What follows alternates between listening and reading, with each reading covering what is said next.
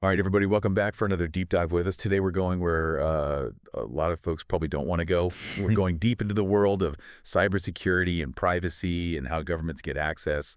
And we're going to be talking about some controversy brewing overseas in the UK. And we've got some pretty wild stuff to cover today. So get ready for some aha moments about how all this stuff impacts, like the big tech giants and governments and just everyday users like you and me. Yeah, and I think it's going to be really interesting talking about this because, this is such a complex issue with really no easy answers, and it's only getting more complex as technology evolves. Oh, absolutely. Yeah. And, speaking of complex, this whole story kind of kicks off with this report from SE Media. You seen this? Yeah, I saw that article. Yeah, they're saying that the UK government secretly ordered Apple to create a backdoor into iCloud's end-to-end encryption. Oh, wow. Yeah, and maybe some of our listeners are sitting there right now like, hold on, what is end-to-end encryption? Yeah, good point. So in the simplest terms, it's like imagine you're sending a message in a locked box, right? Okay. Only the sender and the receiver have the key. Okay. So even Apple with end-to-end encryption, they can't see what's in your iCloud. Right, exactly. And that's why this order is causing so much concern, right? Because the idea of a backdoor, even if it's intended for, law enforcement or whatever, it creates a vulnerability that anybody could exploit. Oh, cool. Yeah. It's kind of like, if you build a house with a secret unlocked door, are you really safe? That's a perfect analogy. Yeah. And it's not just about, the individual risk, right? I mean, this order could set a dangerous precedent globally. Exactly. And that's the real concern here.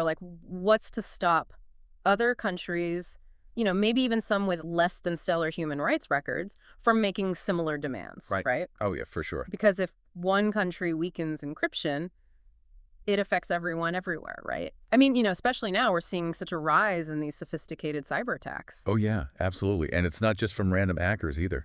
Right, we're talking state-backed actors, Yeah. And the article actually specifically mentions a few of these Chinese hacking groups like Salt Typhoon, Volt Typhoon, and Flax Typhoon. Yeah, those are some pretty serious names. Yeah, they're targeting businesses, governments, stealing sensitive data, disrupting, critical infrastructure.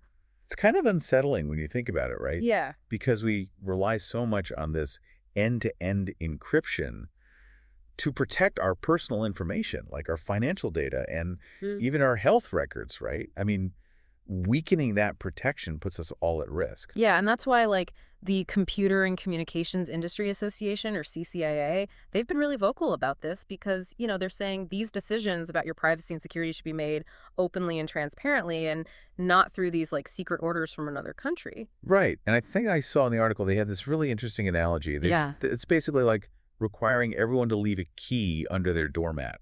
Yeah, it doesn't exactly inspire a ton of confidence. Not really, no. So where do we go from here? I mean, how do we balance the need for security with our right to privacy? Well, I think that's the million-dollar question, right? I don't know that there are any easy answers when you're talking about something this complex. Yeah. But as individuals, I think we all need to start asking some tough questions about, what trade-offs are we willing to accept? Are we okay with sacrificing some of our privacy for maybe a little more security? Or is there another way?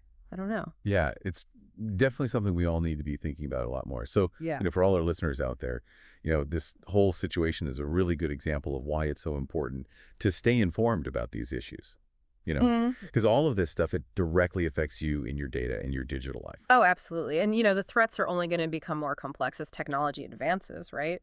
I think the best thing we can all do is really try to educate ourselves about the risks and, advocate for policies that protect our rights. Well said. Yeah. Till next time, folks, keep exploring, keep asking those tough questions, and stay safe out there. Stay safe.